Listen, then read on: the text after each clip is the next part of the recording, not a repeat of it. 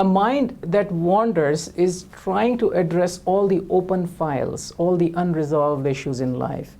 And if you want to guess how many open files an average person has, a study showed an average person has about 150 undone tasks. And these are all things like leaky faucet in the basement, or unpaid bill of some kind, or a child's flu shot appointment coming up, or husband forgetting to load the dishwasher in time, you name it. So all those open files, all those are unresolved issues that we are because our life is complex. We are a generation of jugglers and juggling so many things. That leads to wandering mind.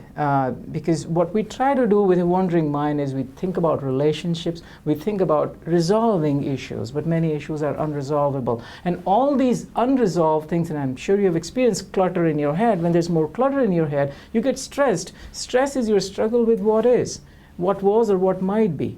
Right? That's when I struggle with what is, I get stressed. And when I've got a lot of unresolved issues in my life, I'm going to be more stressed, which will lead to wandering mind. Studies have shown the more stressed you are on a given day, the more wandering mind you have. Studies have also shown that the more wandering mind you have, the less happy you are. So there's a direct relationship between stress leading to wandering mind.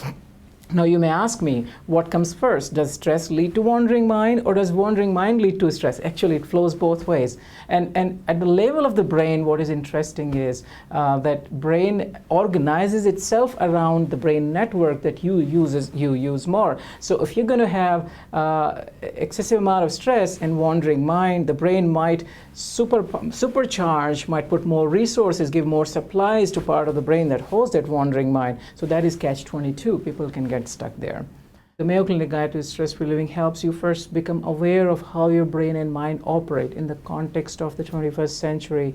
The book then guides you to enhance your engagement with the present moment in a very pragmatic way that you can apply to your life. We tested a version of this book amongst our staff members, and we found that just by reading the book, and that study is going to get published in a couple of months in the journal Explore, just by reading the book, their stress level, their anxiety, their resilience and quality of life improved remarkably.